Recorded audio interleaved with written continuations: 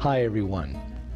One of the most well-known categories of the many categories of saints in the Orthodox Church is that of the holy unmercenary physicians.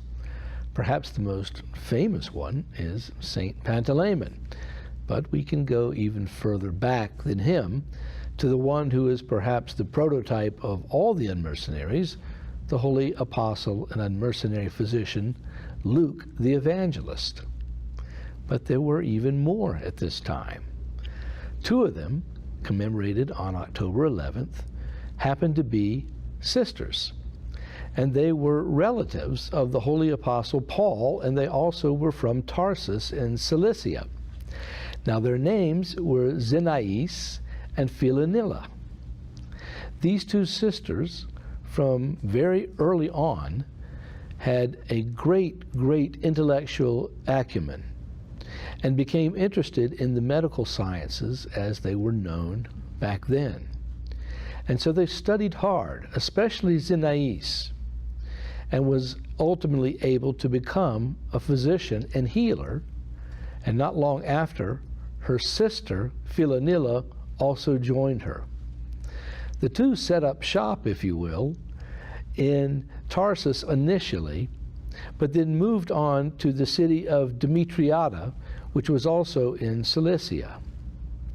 Now, once they left Tarsus, and they sold all of their goods and all of their practice, and they did this because they had become increasingly aware of the spiritual nature of life and the fact of their great need to follow our Lord Jesus Christ in the footsteps of their beloved relative.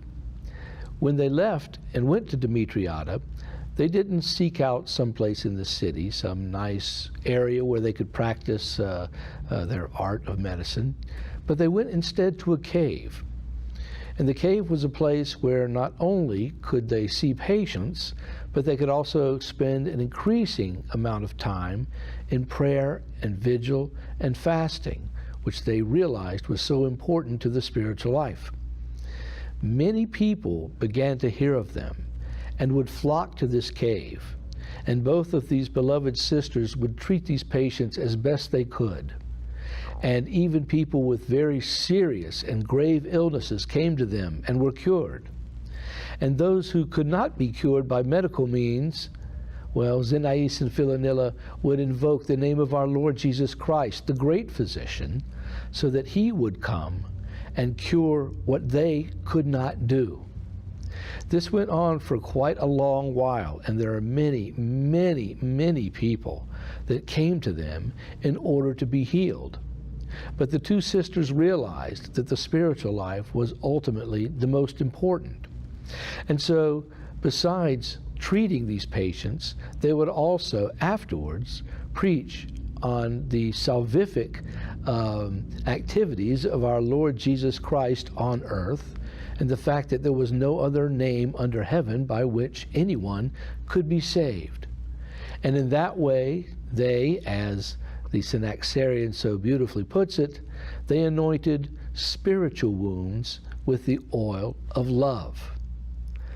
Many years went by and their activities continued. And so on one hand, they were emulating the beloved Saint Luke in his unmercenary activities in terms of healing people and charging them absolutely nothing, and also their beloved Saint Paul in his own apostolic endeavors and journeys and missionary activities.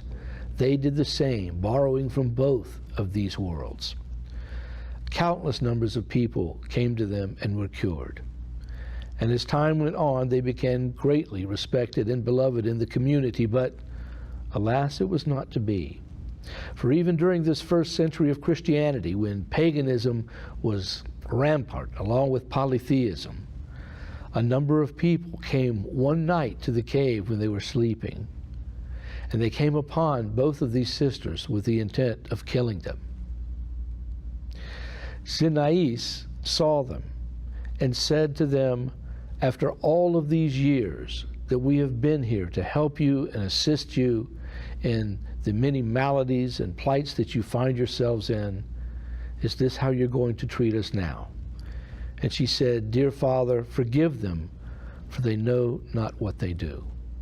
Whereupon this small crowd set upon them and sent both of these sisters to martyrdom. However, because of their great love for the Lord and their great emphasis on healing people simply out of love for Christ, now they too are without pain and without suffering and intercede for all of us. Bye-bye.